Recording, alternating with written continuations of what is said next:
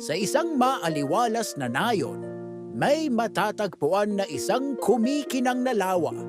May nakatirang dalawang matalik na kaibigan sina Molly at Mia.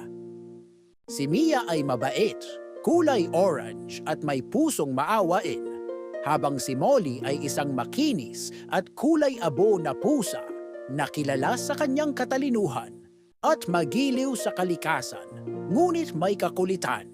Sabay nilang ginawa ang lahat, pag-akyat sa mga puno, paghabol sa mga paru-paro at paglalaro sa ilalim ng sikat ng araw.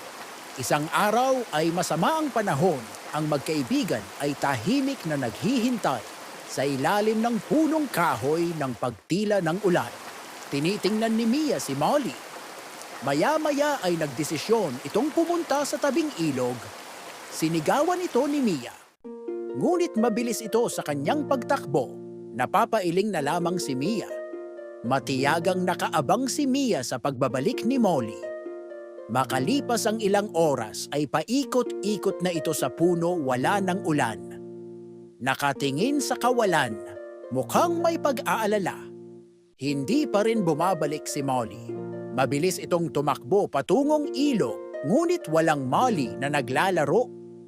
Wala ding Molly na naglalaro sa mga paru-paro, maging sa punong kahoy na paborito nilang akyatan. Nakatingin ito sa kahabaan ng ilog. Tinakbo nito ang ilog hanggang sa dulo. Nakita niya si Molly na nasa gitna ng tubig. Nalulunod ito. Sa kakulitan ay nakalimutan ni Molly na hindi siya marunong lumangoy. Nakatitig ito kay Mia, humihingi ng tulong.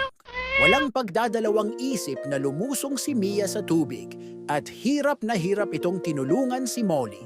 Sinubok ang kanilang pagkakaibigan ng panahon. Mula noong araw na iyon ay makikitang masayang naglalaro ang dalawa. Nakikipaglaro sa paru-paro at makikitang umaakyat ng mga puno.